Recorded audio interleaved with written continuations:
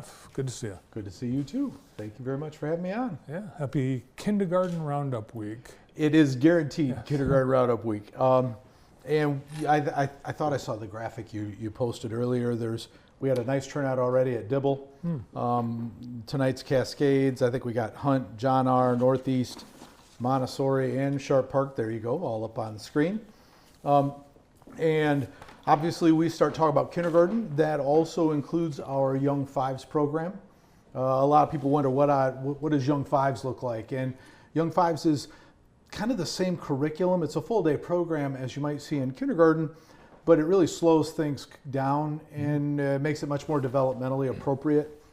I don't know if a lot of parents remember this. A lot of them are younger than that, but I remember when I was a kid, we went to kindergarten, and it was a half-day program, and we ate a snack and had breakfast and took a nap and played with our friends, and we basically learned our colors, our letters, and not to punch each other, right? And now it's a full-day kindergarten that looks very much like first grade, and well, that sounds good when you think about curriculum and you think about kind of moving kids forward, but not everybody is developmentally ready for that. There's a lot of kids who need an extra year. They need that gift of time, and so I have my oldest daughter graduated valedictorian from Jackson High in 2019. She was one of those Young Five kids, and then my next daughter wasn't. So everybody's a little bit different, and there's no race to it. There's no gosh, I got to get them in kindergarten, and there's no my child is less or more because they're in Young Fives or not. But I would tell parents, take a look at that Young Fives program, especially if your child doesn't know their letters or doesn't know kind of some of those basic things that some of our kindergartners, you might think about what does first grade look like. That's what a lot of what kindergarten looks like today. And so both of those are there. It's out there now, and we've got a little program for everybody, whether it's at Cascades, Dibble, Hunt, John R., Montessori, again, Northeast, and Sharp Park. Great programs all, and they'll help you get inundated, and there's you can go and hear about all of those programs. So. And you've had great turnout so far at I think Yeah. a couple of the schools that you've been at already. Wow, they look so little. They start out that way. Yeah. Oh, they got some Viking stuff and T-shirts, I think, too. We make a big deal of it. We have a great time. We make the kids and the parents feel special, especially, you think about those parents with first-time kindergartners, right? Like, oh my gosh, this is my first child, and they're going to be 5 years old, and what do I do, and how does this work? And it's a really good experience. We really kind of help walk them through, and that leads kind of into what we'll do in the fall with that kindergarten camp, that back-to-school camp the week before school starts, so that parents and kindergartners can get a good taste, a good feel, and they don't walk in the first day scared to death of what's happening, and really they got a leg up in kind of those steps around. Great. Last week you had, I think, a couple different meetings of the Bond Planning Committee, the Blonde Planning Committee, all blondes planning the future of JPS. No, it's actually Bond. Yeah. We did a couple of community sessions last week, so we've been taking a look at, it is time to readdress our needs in the district. I don't know if folks have read it. There you can find the study online. The state of Michigan published a study. I think there was $82 billion, I think, some ridiculous number of infrastructure needs throughout Michigan. And the way that Michigan funds school infrastructure repairs is through local bonds. And so we did our last bond in 2018, and the next bond will be up for vote in fall of 26 or 25, this coming November.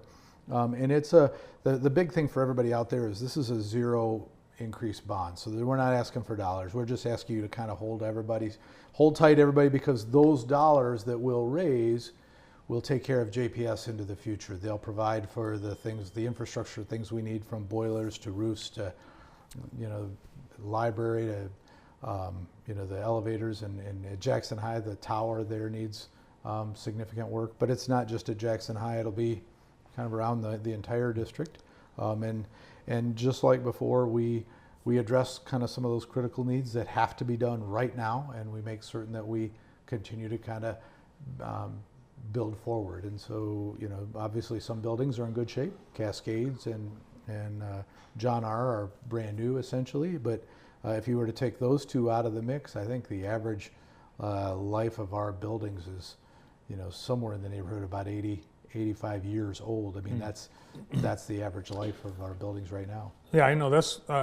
I know one of the questions you've been hearing is, "Oh, we just spent $90 million to build schools and redo all this and that," but that's not everything. Well, and there's no such thing as everything, right? I guess that's the hardest part. So I'll use roofs as a perfect example, right? So we did a number of roofs with the 2018 bond. A lot of them, not all of them, but a lot of them. Why? Because some of the roofs back in 2018 didn't need to be addressed then. Well, we're 10 years down the road now. And so roofs that were in good shape back in 2018 are now 10 years further removed. And so those roofs will have to be replaced, the ones that are older. Now, the ones that we did with the 2018 bond, we won't be doing again. So you can touch some of things, but you couldn't possibly touch everything. And if you did, what you would wind up with is somewhere down the road, you'd have all of the roofs that had to be redone again, all at the same time, and no real physical way to address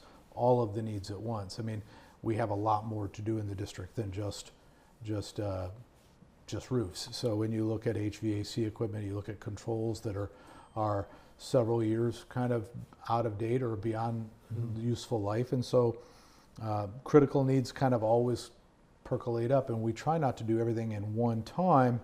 You got to do little bits in every building all the time, because that's how you keep all the buildings operational. You got to address what's absolutely imminent right now, and then what's going to come up in the next 5 years. We do those things with the bond, and then, you know, everybody here has been seeing this. We could go back, you know, JPS ran a bond in 2000 and 2004 and 2008 and 2010 and then 2018 and now 2026, and we'll probably be back again. I think the next one is, you know, 2032, and that, you know, you kind of can see how there's a pattern kind of built into this, and so we kind of have to prepare and do the maintenance, you know, do those infrastructure upgrades.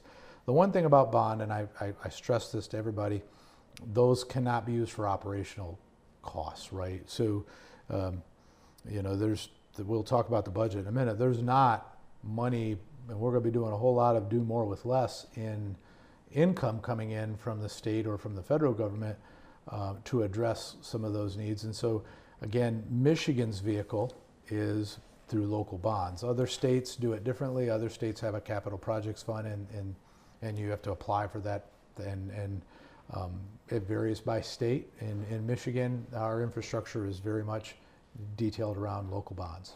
On that budget, not knowing what the state contribution is going to be, probably until June, you still have to come up with a budget for your fiscal year that starts July 1. Yep. So we're required to budget and have our budget submitted no later than July 1.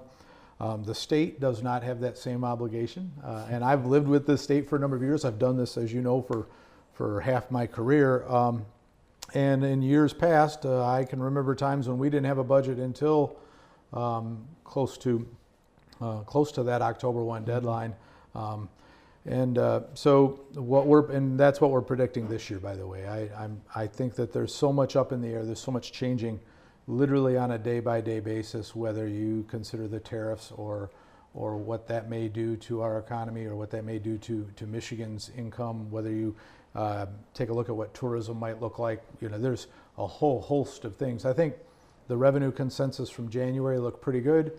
It will be interesting to see how that comes out. They have another conference in Lansing in May that will suggest how we're doing, and they take a look at those two dates and the data they get, and they make the budget based on that. Now, the governor said, hey, check this out. We want to give you $392 per pupil, which sounds pretty good. But remember, a year ago, they said we want to give you money per pupil. And then in July, they said, no, we're not going to do that. So that kind of stung a little bit. Last year, they said, we're going to give you a reduction in your retirement rate. So that's what we're going to do instead of giving you some dollars. And this year, they're going to increase the retirement rate. So they might be giving with the left and taking with the right. It's a very, and this is something, again, I've done with my whole career. and schools have dealt with for forever now. It's one of those things that we play with.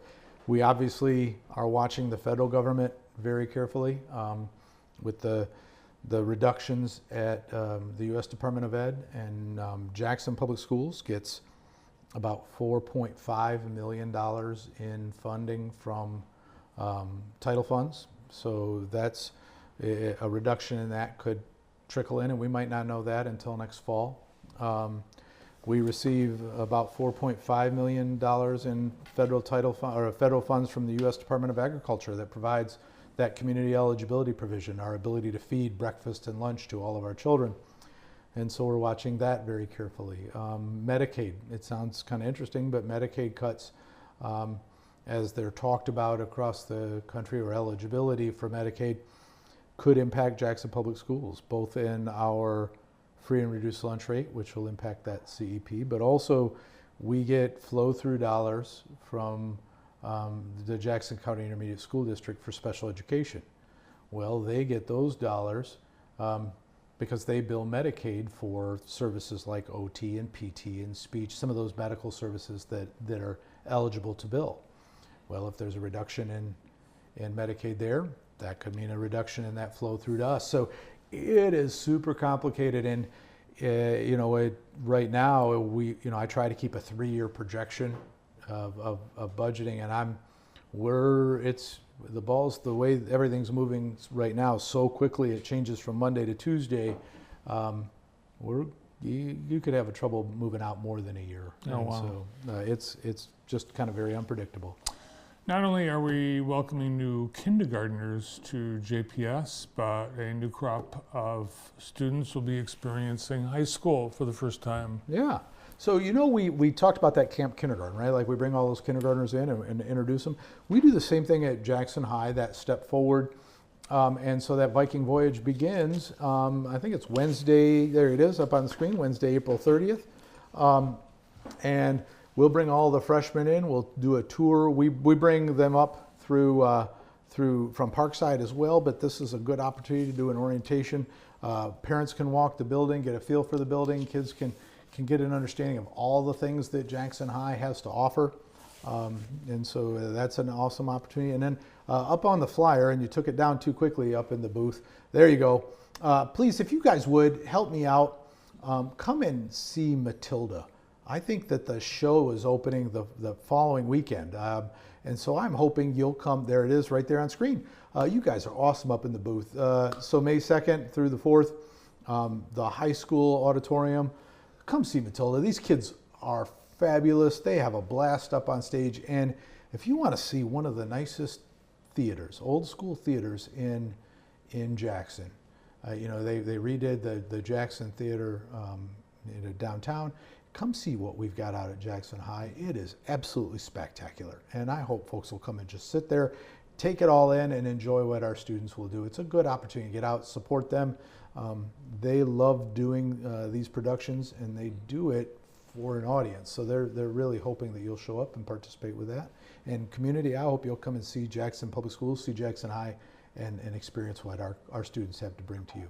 Cool. Diego's been busy this spring. Everywhere you look, right?